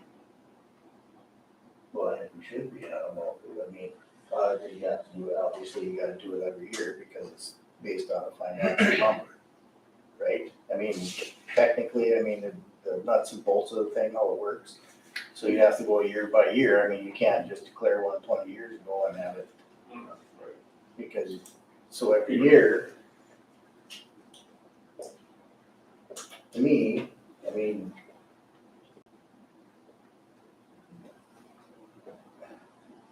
this is where I you know, believe it was Dwight Aubrey that was doing the economic evaluations, right? But when he retired, it was over, nobody took it over. Well, I think it was it a Randall Kuhn or somebody that else Yeah. gave us some different numbers, and they were completely skewed, and so we never published them because of how skewed they were, different from what Dwight had indicated. That's why this needs to be an ongoing thing and it has to be official. Mhm. I mean, flat out, no bullshit, official. Because I don't care if it's Forward Devil's Lake or whoever, you're not judging the economy of this county if you don't use that number in your evaluation. Okay, let's say tourism's $10 million, which is great, I mean, it is what it is. But if you've got $11 million loss on the ag economy, your economy's been backwards $1 million. Does that not make sense? Or am I figuring it stupidly? You don't know what your economy's really doing if you don't have that number, because we've still got 150,000 acres underwater that are doing nothing. Yeah, I wasn't saying, when I was bringing it up, I was looking at if they're going by year. So what were we at last fall? And now where we're at now, and where we were at last spring, I don't know if those numbers all go in effect. I totally see what you're saying, if you go back to the meander lands. Oh, it's a flood. I mean, It never has been back, Right. never been put back into the Gan Run because of the flood. It's never stopped flooding. right, it's Right. never stopped flooding. And I don't know how to get that process going. It didn't sound like the legislative guys in Chicks-Ferry were real up on starting that official number. Right. And I think that's our responsibility as a commissioner. I mean, it's affected this county for 30 years.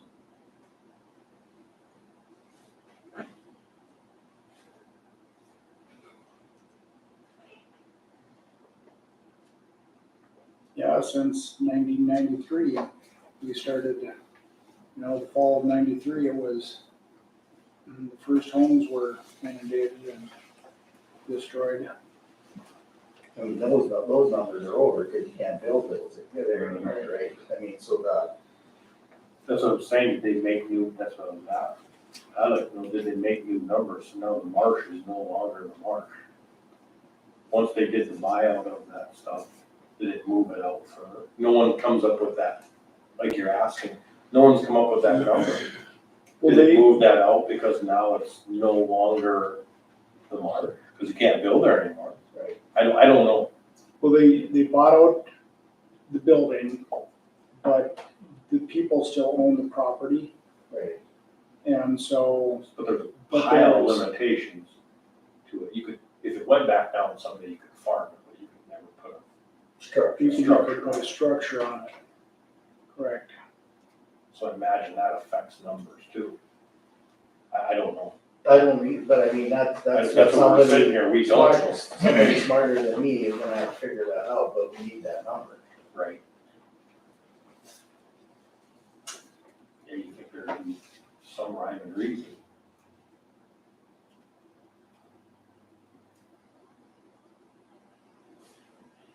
I'll call for a question on the resolution. Okay. All those in favor of supporting the resolution to operate the east and west end outlets at capacity for the 2023 operational season, signify by saying aye. Aye. Opposed, same sign. Motion carries. So we'll print this out, we'll sign it, we'll hand it to the outlet advisory committee tomorrow. Make sure that the governor and the state get a copy of it. Their representatives will be in attendance. And then maybe we can take a look at that disaster declaration. And see where we turn to find those economic impact numbers. Because yes, there's an economic impact to the tourism, fishing, resort type of commerce. That's all And then part of the there's- community's economic growth. Right, I mean, that's, and then there's the loss of economics for the lost right, agriculture because production. I didn't understand the inundated acres as far as taxation goes until I went into Beth's office one day and she had a map on the wall. And 85-90% of that map was yellow or tan or whatever. She said the inundated land value, which I don't remember how many feet she went. People who got their land back, their taxes would go up 9%, but the rest of the dry county or the dry land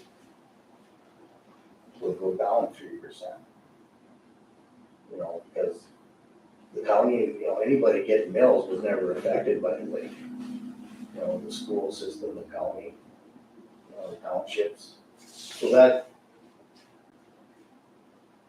took awareness from all those people who would have noticed that, right?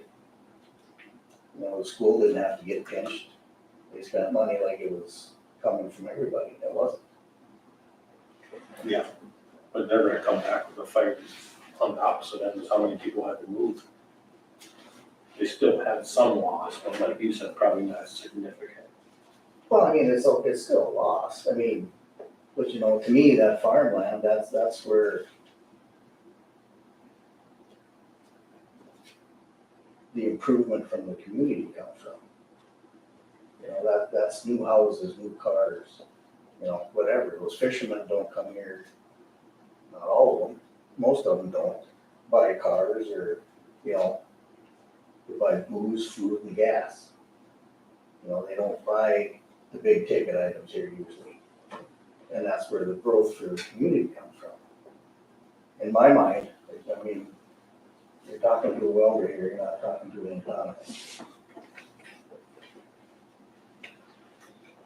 But I would like to keep that on the future agenda here until we figure that out. Figure the economic impact. And that's where, maybe that 115,000 acres is misleading because that's the entire basin.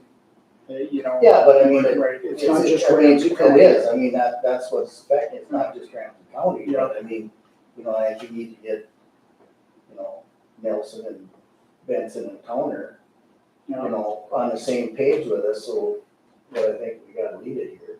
Well, I sent this resolution out to all the basin counties and said, this is what we're gonna be adopting, hopefully, on Tuesday night.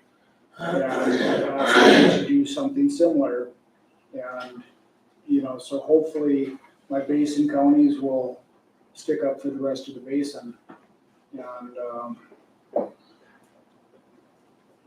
And pass a similar resolution of support.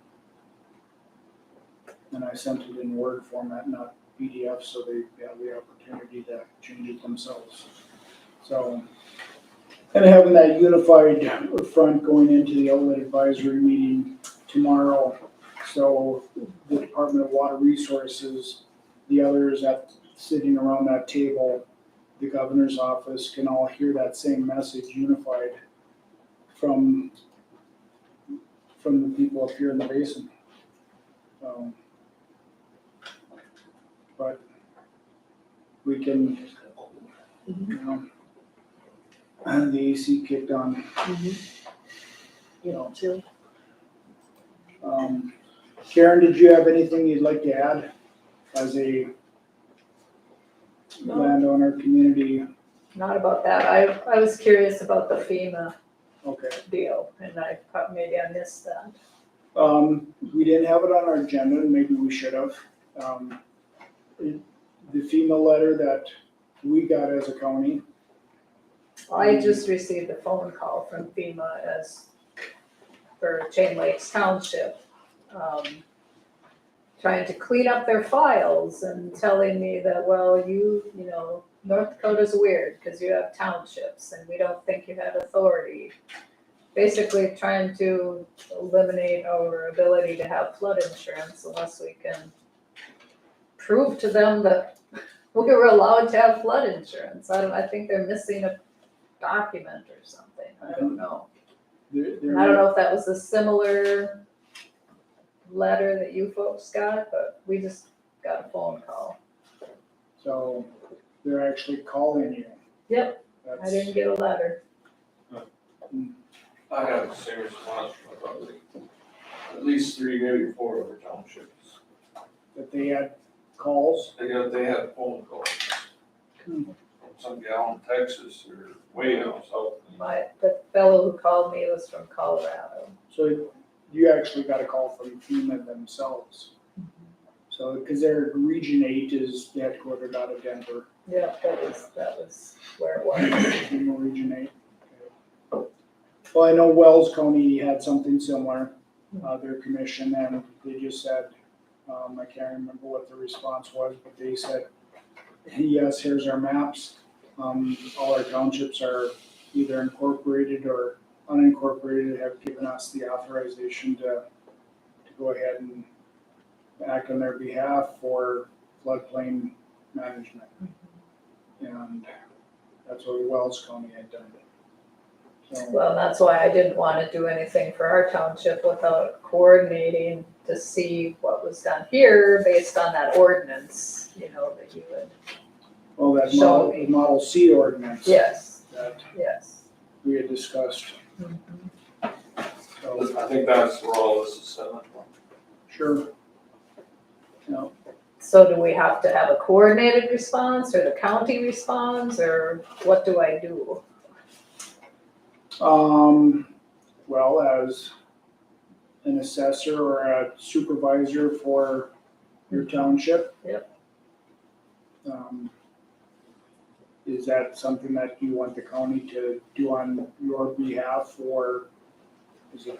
I didn't know if you were gonna do it on behalf of all All of the townships? the, yeah, And I think that's something that Model C ordinance probably gives us the authority to do. it sounds like it. Because I can't find anything, and Candy can't find anything that would relinquish that somewhere down the line. Mhm. You know, somewhere in between 2000 and now, I don't think was ever rescinded. So, And, you know, if you needed the townships to sign on with it or something, I'm just not sure what direction to go with. okay. So since we found that, is that something that we send to FEMA as a follow-up to them? Whether we got- We could send them a copy, because I think the state has a copy of it. You know, we can send them a letter stating that, you know, and here's our ordinance that gives us that authority. And give them a big map of Ramsey County. And there you go. So would it add to the significance if we had the townships Sign off on it. make an official adoption of that? Well, at some point, I'm thinking that the townships did, Oh, okay. back in 2000, when that ordinance was approved or adopted, or, You think it would, the ordinance, I mean, right, I don't know how you could have. That you've been taking away from that. I'm having our clerk look, but I haven't talked to him yet to see if he found anything. okay.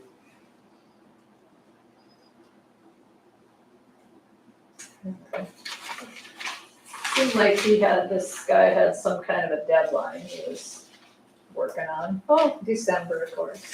Yeah. I think we've made it through the flooding season, the spring runoff season. Anyway, no buildings got affected or damaged in Ramsey County. So, I don't think there'll be any flood claims denied from FEMA based on this year's flood. At least not from Ramsey County. Then isn't that what that letter came about, because there was another county that did have something Yeah. a year ago? Yeah. And I've got FEMA thinking, hey, wait a minute, what's a township? So, yeah, always rewriting rules based on something that doesn't even conform with FEMA's, As they can. because they can. Yep. So, anyway. So we approved that, all the discussion and the resolution of support.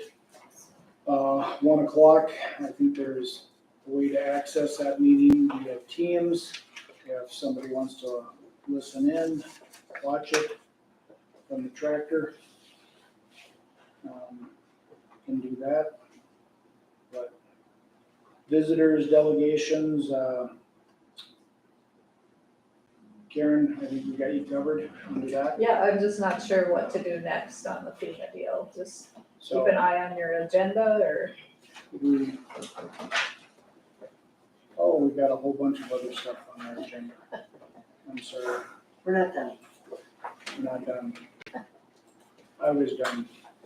Based on my, Well, I mean, we can be done. okay, let me pull up my agenda then.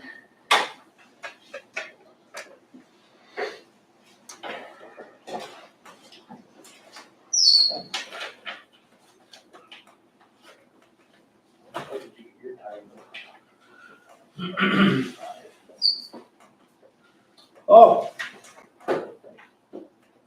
Okay, insurance review, Month of May, month of May.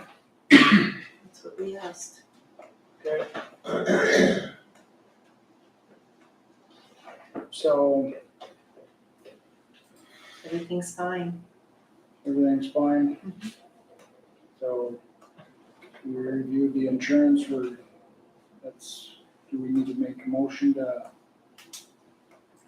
saying that we did or we didn't, or everything's good? We made good, just This is the insurance discussion from. like from previously that we were gonna review it in May and November.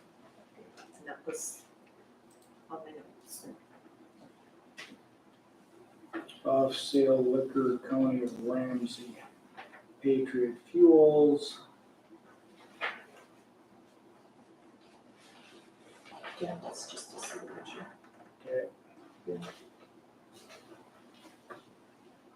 Need a signature on that. So you need a motion on the insurance thing? I'll make a motion that we status quo on the current insurance provider. I'll second. Motion and a second to go ahead and status quo on current insurance provider.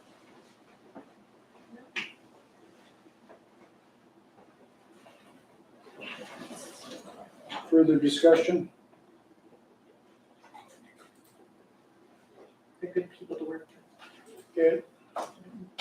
Not all those in favor signify by saying aye. Aye. Opposed, same sign. Motion carries. Approved raffle permit. I did have that, here we go. I would so move. Move to approve the raffle permit.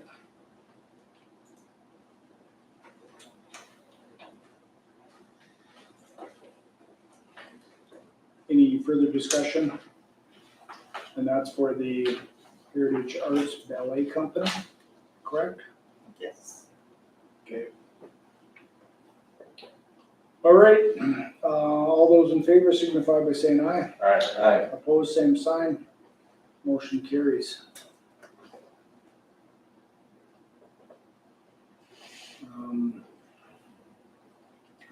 Last item on the agenda was the 2024 budget discussions. So we need to take a direction where we want to go with our budget discussions for 2024. And I think a lot of it is going to be stem on salaries. Do we want to go by the salary survey that was done last year? I think we reviewed that November, December kind of thing. And they basically gave us 3 different options. We go with the salary survey, correct? Yes. And disregard the salary survey or do nothing at all?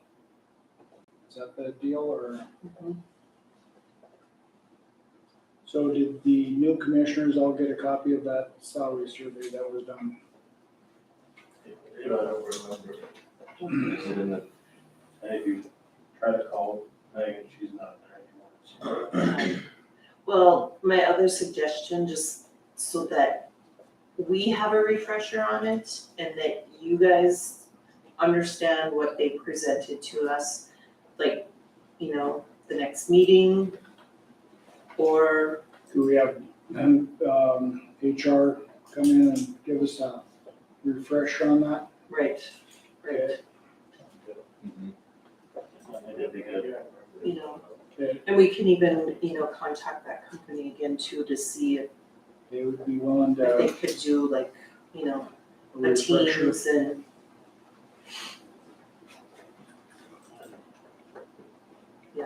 Okay. And then it gives the departments a kind of a direction of where they should be going. Well, and it helps me too with figures and. Yes. Because if we follow what the state did 6 and a 4. 6% for their employees this year, 4 for the following year. We only have to do 1 year of budgeting.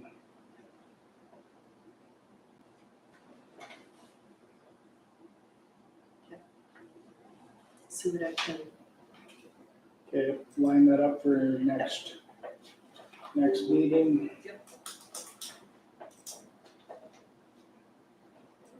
Okay.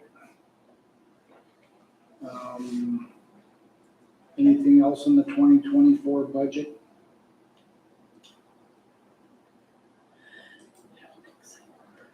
Okay. Now we can do visitors and delegations. Crickets? Okay, Thank you for the outlet deal. you're welcome. Other announcements? Anybody have any other announcements? Our annual water tour will be the 22nd of June. That's usually open to commissioners. The Joint Board of North Dakota Water Education Association picks up it's the 22nd of June. We meet out at the Hofstad Egg Center, and we're generally gone all day. New location. New location, yeah, we did that a couple years ago, I think, for the water tours, and seems to work out pretty good. Big building, nobody's on campus, plenty of parking. So we used to try to do it back here, and gets to be a lot of parking dilemmas. So, but anyway, go ahead and get a hold of me, or I think it's online at ndwater.org under their events tab. Anybody else? No? Sounds good. Adjournment? Meeting's adjourned.